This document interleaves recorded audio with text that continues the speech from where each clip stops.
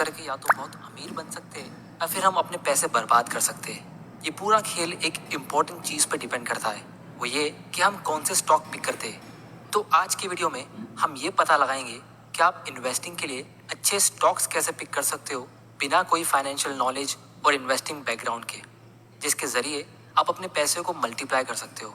और हम ये सब जानेंगे एकदम सिंपल लैंग्वेज में। तो अगर आप स्टॉक्स में इन्वेस्ट कर रहे हो या इन्वेस्टमेंट करने का सोच रहे हो तो ये वीडियो आपके लिए बहुत इंपॉर्टेंट हो सकता है। और मैं बहुत सारी चीज़ें ऐसी भी बताऊंगा जो लोग स्टॉक मार्केट में 5 या 10 साल के एक्सपीरियंस के बाद सीखते हैं। और वीडियो के एंड में मैं एक सुपर एडवाइस भी ऐड करूंगा। तो चलिए शुरू करते हैं। तो सबसे पहले कुछ लोग कहेंगे कि उन्हें स्टॉक मार्केट में इन्वेस्ट क्यों करना चाहिए, क्योंकि स्टॉक्स तो बहुत रिस्की होते हैं। तो मेरा सिंपल आंसर यही है कि स्टॉक्स उतने रिस्की नहीं होते, लोगों की लैक ऑफ नॉलेज सबसे ज़्यादा रिस्की होती है।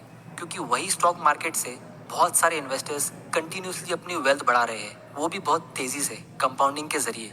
तो ऐसा कैसे हो सकता है कि कुछ लोग उसके ज़रिए अमीर बनते जा रहे हैं और बाकी सारे लोग उससे डर रहे हैं? क्योंकि अगर किसी आदमी को ड्राइविंग नहीं आती और वो फिर भी किसी कार को डायरेक्टली पहले दिन में ही टॉप गियर में ड्राइव करेगा और जब उसका एक्सीडेंट हो जाएगा तो हमें उस कार को ब्लेम नहीं करना चाहिए, हमें उस ड्राइवर को ब्लेम करना चाहिए। क्योंकि वो कार सिर्फ एक टूल है जिसकी हेल्प से हम एक जगह से दूसरी जगह पहुंचते हैं, जिसे उस आदमी ने सही ढंग से यूज़ नहीं किया। उसी तरह स्टॉक मार्केट भी एक टूल है जिसकी हेल्प से आज दुनिया के मैक्सिमम लोग अमीर बन रहे हैं। आप चाहो तो दुनिया के सबसे अमीर लोगों की लिस्ट चेक कर सकते हो। ये लोग वेल्दी इसीलिए बने क्योंकि इनकी वेल्थ का सबसे बड़ा हिस्सा स्टॉक्स में इन्वेस्टेड है। और वही स्टॉक्स हम सब खरीद सकते हैं, लेकिन लोग उन्हें खरीदते नहीं हैं क्योंकि उन्हें उतनी नॉलेज नहीं है। तो आज मैं आपकी पूरी मदद करने वाला हूँ अच्छे स्टॉक्स को पिक करने में। तो यहाँ पे जब हम स्टॉक्स की बात कर रहे हैं तो हम उसके टिकर सिंबल की बात नहीं कर रहे जो हर सेकंड बदलते रहते हैं। हम उसके पीछे जो कंपनी है उसकी बात कर रहे हैं। क्योंकि हम स्टॉक्स में इन्वेस्ट नहीं करते, हम स्टॉक्स के जरिए उस कंपनी में इन्वेस्ट करते हैं। तो किसी भी कंपनी के स्टॉक का प्राइस एक शेडो की तरह होता है जो लॉन्ग टर्म में उस बिजनेस की वैल्यू को फॉलो करता है। तो सबसे पहला और सबसे इम्पोर्टेंट स्टेप हमें ये लेना है कि हमें अपने माइंडसेट को इम्प्रूव करना है, क्योंकि सारा खेल वहीं से शुरू होता है। इसका मतलब ये है कि हमें ये मान के चलना है कि जब भी हमको एक अच्छा इन्वेस्टमेंट मिल जाएगा, यानी एक अच्छी कंपनी, तो हम उसका 1 या 2 स्टॉक नहीं खरीदेंगे, हम उस कंपनी को पूरा खरीद लेंगे। अब ये रियलिटी में तो इम्पॉसिबल है, लेकिन इस माइंडसेट से हमें बहुत ज़्यादा फायदा होगा। सबसे पहला तो ये है कि हम अपने एनालिसिस में शॉर्टकट नहीं मारेंगे, हम एक कंप्लीट इन्वेस्टर की तरह सोचेंगे, जिससे ऑटोमेटिकली हमारा कॉन्फिडेंट बहुत ज़्यादा बढ़ जाएगा उस कंपनी में इन्वेस्ट करने के लिए। और दूसरा ये कि जब उस स्टॉक का प्राइस फ्लक्चुएट होगा, जो हमेशा होता ही है, तो उससे हमको इतनी प्रॉब्लम नहीं होगी। क्योंकि अगर स्टॉक का प्राइस ऊपर जाएगा तो हम सेलिब्रेट करेंगे, और अगर स्टॉक का प्राइस नीचे जाएगा तो हम उसमें और ज़्यादा इन्वेस्ट करेंगे और उस मौके का फ़ायदा उठाएंगे। तो दोनों साइड में हमारी विन विन होगी इन्वेस्ट माइंडसेट की वजह से। तो जब भी हम किसी कंपनी को एनालाइज करते तो हम 2 टाइप का एनालिसिस करते। एक होता है क्वालिटी और दूसरा होता है इंट्रिंसिक वैल्यू। इसको थोड़ा डिटेल में समझने के लिए हम एक छोटा सा एग्जांपल लेते हैं। अगर हम कोई प्रॉपर्टी खरीदने का सोच रहे हैं तो हम सबसे पहले उसकी क्वालिटी चेक करते हैं। वो प्रॉपर्टी के लोकेशन पे हम विजिट करेंगे, आप देखोगे कि क्या क्या फैसिलिटीज़ अवेलेबल है, मार्केट, स्कूल, हॉस्पिटल, ये सब चीज़ें उस प्रॉपर्टी से कितना दूर है। आप ये सब बेसिक और फंडामेंटल चीज़ों को एनालाइज करने के बाद ही एक ऑफर रखोगे उस प्रॉपर्टी की क्वालिटी के हिसाब से। तो इन बेसिक चीज़ों को हम फंडामेंटल एनालिसिस कहते हैं। अगर स्कूल और हॉस्पिटल दूर है तो आप अपना प्राइस कम कर दोगे, लेकिन अगर आपको वो प्रॉपर्टी पसंद ही नहीं आई तो आप प्राइस की बात ही नहीं करोगे।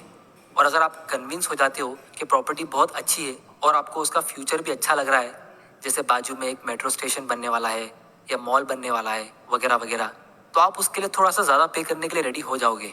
लेकिन इसका मतलब ये नहीं होगा कि आप उसके लिए 10 गुना ज़्यादा पे कर लोगे।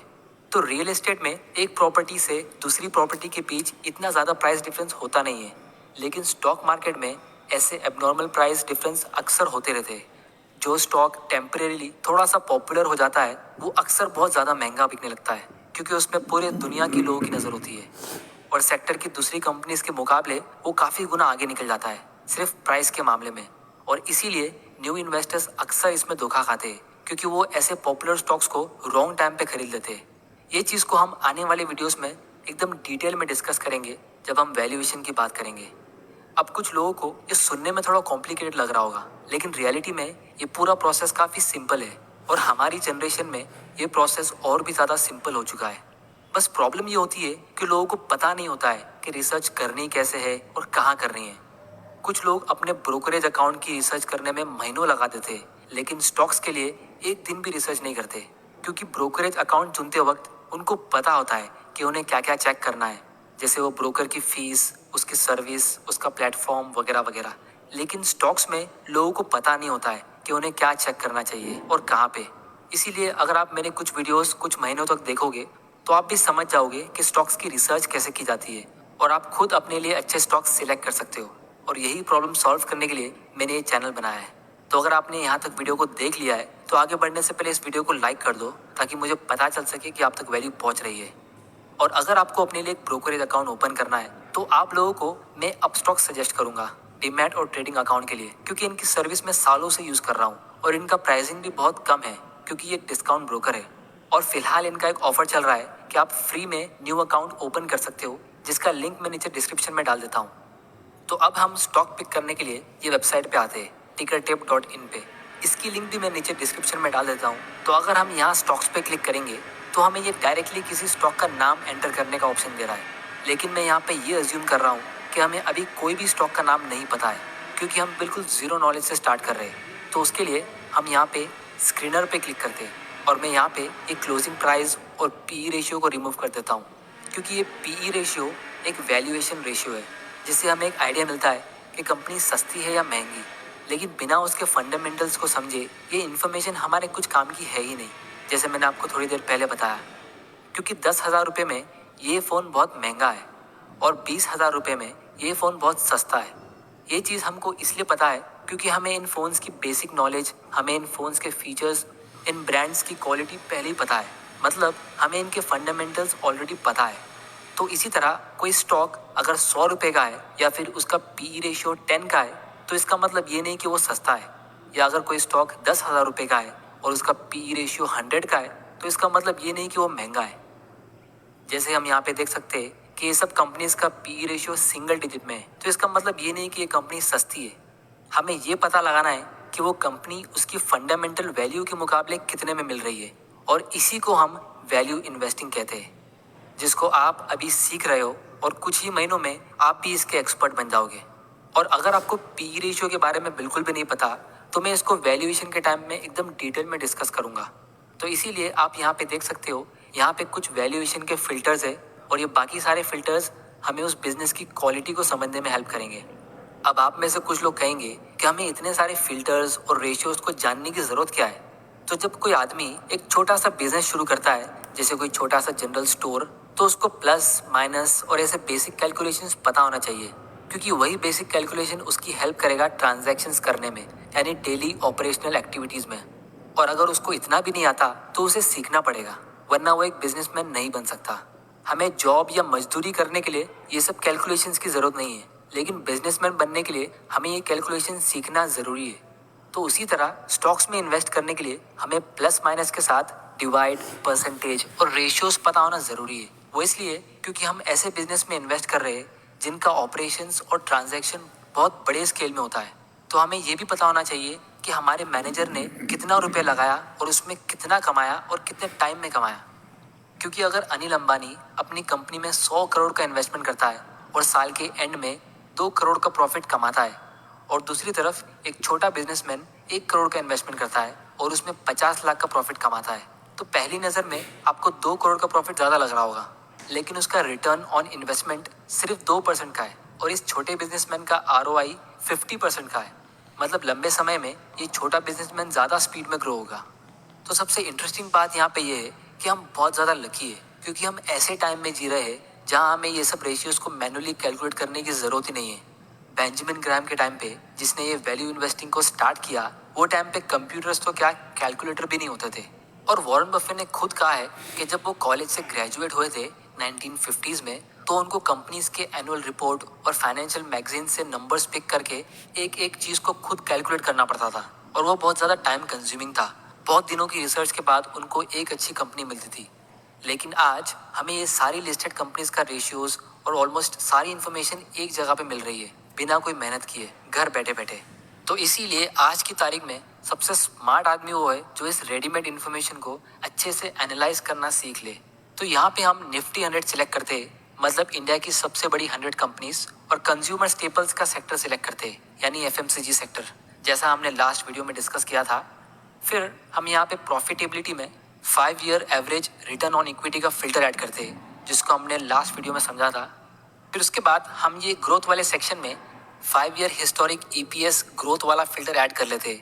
ईपीएस मतलब अर्निंग्स पर शेयर, मतलब ये कि कंपनी उसके हर एक शेयर पे कितना रुपया कमा रही है।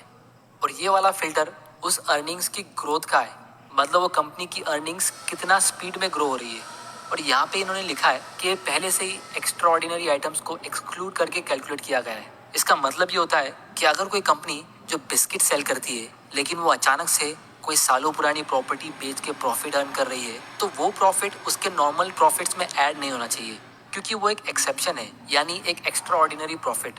क्योंकि फ्यूचर में वो कंपनी बार बार ऐसे प्रॉफिट्स नहीं ला पाएगी, तो उसके बेसिस पे हम अपना फ्यूचर का एनालिसिस नहीं कर सकते। तो ये काम भी टिकर टेप ने हमारे लिए फ्री में कर दिया। फिर उसके बाद हम यहाँ पे क्लिक कर दे, ताकि जो कंपनी ने सबसे ज़्यादा स्पीड में अर्निंग्स ग्रो की है वो सबसे ऊपर आ जाए।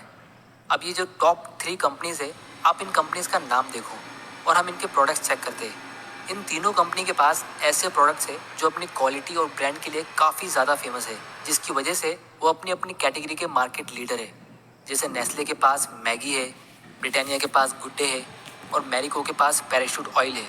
और ये कंपनीज यहाँ टॉप पे क्यों है, इसको हम आने वाली वीडियो में डिटेल में एनालाइज करेंगे, जिससे हमें अच्छा खासा आइडिया मिल जाएगा कि ये कंपनी कौन से डायरेक्शन में फ्यूचर में जा सकती है। तो यहाँ पे हम इन कंपनीज में से किसी को पिक कर सकते हैं, लेकिन हमें थोड़ा सा कॉमन सेंस भी यूज़ करना पड़ेगा और अपना पर्सनल एक्सपीरियंस भी, कि आप खुद कौन सी कंपनी के प्रोडक्ट्स ज़्यादा प्रीफर करते हो और क्यों करते हो। तो आगे बढ़ने से पहले आप लोग मुझे ये बताओ कि आपको क्या लगता है, कितने चांसेस है ये 3 कंपनीज आने वाले 10 साल में पूरी तरह बंद हो सकती है। ये चीज़ आप लोग मुझे नीचे कमेंट करके बताना। तो फाइनली आप लोगों के लिए मेरी एक इम्पॉर्टेंट एडवाइस ये है कि आप हर एक प्रोडक्ट्स को खरीदने के टाइम थोड़ा गौर करो कि ऐसा कौन सा फैक्टर है जिसकी वजह से आप वही प्रोडक्ट को बार बार खरीदते हो। इससे होगा ये कि आप एक इन्वेस्टर की तरह सोचना शुरू कर दोगे, क्योंकि वॉरेन बफे की आधी वेल्थ सिर्फ एक कंपनी में इन्वेस्टेड है, जो है एप्पल। क्योंकि उन्होंने अपने पर्सनल एक्सपीरियंस के बाद ही उस कंपनी के प्रोडक्ट के कॉम्पिटिटिव एडवांटेज को पहचाना, मतलब उसके मोड को, जिसको हम आने वाले वीडियोस में बहुत ही डिटेल में डिस्कस करने वाले हैं। और उससे पहले जो वॉरेन बफे का सबसे बड़ा इन्वेस्टमेंट था वो कोका कोला में था, जिसमें वो अभी भी इन्वेस्टेड है, और उसे भी उन्होंने अपने पर्सनल एक्सपीरियंस की वजह से ही लिया था। तो इसीलिए ये पर्सनल एक्सपीरियंस वाली स्ट्रेटेजी बहुत ज़्यादा काम आती है, जिसको वॉरेन बफे कहते हैं सर्कल ऑफ कॉम्पिटेंस। क्योंकि अगर हमें कोई न्यू इंडस्ट्री के स्टॉक को चुनना है, जैसे हम यहाँ पे इंडस्ट्रियल्स सिलेक्ट कर देते हैं, तो इन कंपनीज के प्रोडक्ट के बारे में हमको ABCD भी नहीं पता है, तो यहाँ पे हमें डबल मेहनत करनी पड़ेगी। पहले तो उसके प्रोडक्ट्स और सर्विसेज को समझना पड़ेगा, फिर बाद में उस इंडस्ट्री और उस बिजनेस को समझना पड़ेगा। और यही गलती न्यू इन्वेस्टर्स अक्सर कर लेते हैं। वो ऐसी कंपनीज में इन्वेस्ट कर लेते हैं जिनका नाम वो पहली बार सुन रहे हैं, लेकिन जो प्रोडक्ट्स को हम सालों से या बचपन से यूज़ करते आ रहे हैं, तो हमें उसकी अच्छी खासी नॉलेज हो जाती है कि कौन सी कंपनी का प्रोडक्ट ज़्यादा बेटर होता है। क्योंकि हम इंडियंस की फितरत कुछ ऐसी है कि लोग 10 मिनट का एक वीडियो देखने के बाद 1 लाख रुपए का स्टॉक इन्वेस्टमेंट कर देंगे, लेकिन एक 10,000 का फ़ोन खरीदने के लिए लोग उसके लिए 10 दिन तक अलग अलग वीडियोस देखेंगे, 10 अलग अलग चैनल में जाके उसके रिव्यूज़ चेक करेंगे, अपने 4 दोस्तों से पूछेंगे, फिर उसकी पूरी रिसर्च करने के बाद उसको खरीदेंगे। इसीलिए स्टॉक पिक करने के लिए हम कोई भी स्टॉक रैंडमली पिक तो कर सकते हैं। बहुत सारे बड़े बड़े इन्वेस्टर्स का पोर्टफोलियो हमारे पास पब्लिकली अवेलेबल है, लेकिन हमारा अल्टीमेट गोल ये है कि हम स्टॉक्स के जरिए अमीर बन सके, हमारा इन्वेस्ट किया हुआ पैसा एक्चुअली में ग्रो हो जाए। स्टॉक पिकिंग हमारा अल्टीमेट गोल नहीं है। हमारा अल्टीमेट गोल ये है कि हमें उस बिजनेस में कॉन्फिडेंस आ जाए, जिससे हम उसमें एक बड़ा अमाउंट इन्वेस्ट कर सके और मार्केट के अप्स एंड डाउन्स में होल्ड करके रखें। क्योंकि एक्चुअल ग्रोथ होल्ड करते वक्त होती है और मार्केट क्रैश और करेक्शन तो आते रहेंगे, इसकी गारंटी मैं आपको दे सकता हूँ। तो फ्यूचर में अगर हमारे स्टॉक का प्राइस गिरता है या फिर मार्केट क्रैश होता है, तो हम उसको और ज़्यादा खरीदेंगे कॉन्फिडेंस के साथ, क्योंकि हम उस कंपनी में बिलीव करते हैं। और अगर उस कंपनी का स्टॉक ऊपर जाएगा तो हम उसे होल्ड करके रखेंगे, क्योंकि हमें पता है कि वो और ऊपर जाता रहेगा। क्योंकि मैंने बहुत लोगों को देखा है, जब भी उनका स्टॉक ऊपर जाता है तो लोग उसे थोड़े प्रॉफिट के लिए सेल कर देते हैं। ये एक कॉमन मिस्टेक है जो हर एक न्यू इन्वेस्टर करता ही है। ये इसलिए होता है क्योंकि जब भी कोई आदमी कसिनो में एक बड़ा अमाउंट जीतता है, तो उसके लिए वो टाइम पे सबसे समझदारी वाली बात यही होगी कि कि वो फौरन वहाँ से वो जीता हुआ पैसा लेके निकल जाए, क्योंकि अगर वो और ज़्यादा खेलेगा तो हो सकता है कि वो उन पैसों को हार जाए। उसी तरह जब लोग किसी स्टॉक की टिप लेते और उससे छोटा मोटा प्रॉफिट अर्न कर लेते तो वो फौरन उसे बेच देते, क्योंकि उन्हें पता नहीं फ्यूचर में क्या होगा।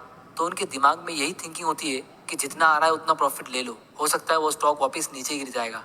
तो इसीलिए जब तक आप उस बिजनेस में बिलीव नहीं करोगे, आप उसे उसके अप्स एंड डाउन्स में होल्ड नहीं कर पाओगे। स्टॉक टिप्स पे या बिना कोई रिसर्च के स्टॉक खरीद लेना सस्टेनेबल तरीका नहीं है अमीर बनने का और फाइनेंशियली फ्री होने का। अगर ऐसा होता तो आप लोगों को स्टॉक की टिप्स सबसे पहले मैं देता, क्योंकि अगर किसी और के रिकमेंडेशन पे आप स्टॉक खरीदते हो और आपका लॉस होता है तो वो लॉस आपका होगा। उस गलती से आप कुछ सीख भी नहीं पाओगे, आप ग्रो भी नहीं हो पाओगे। और अगर प्रॉफिट होता रहा तो आप फाइनेंशियली इंडिपेंडेंट नहीं, फाइनेंशियली डिपेंडेंट रहोगे दूसरों की नॉलेज पे। इसीलिए मेरा गोल इस चैनल के जरिए यही है कि मैं अपनी पूरी नॉलेज इन्वेस्टिंग की, माइंडसेट और फाइनेंशियल फ्रीडम की आप लोगों के साथ शेयर कर दूँ, ताकि आप भी पूरी तरह फाइनेंशियली इंडिपेंडेंट हो जाओ। तो दोस्तों, आज की वीडियो में इतना ही। अगर आपको ये वीडियो से कुछ सीखने मिला तो आप इस चैनल को सब्सक्राइब कर सकते हो और बेल आइकन को प्रेस कर देना, ताकि आप ऐसे इंपॉर्टेंट वीडियोस मिस ना कर दो। डीमैट अकाउंट ओपन करने की लिंक नीचे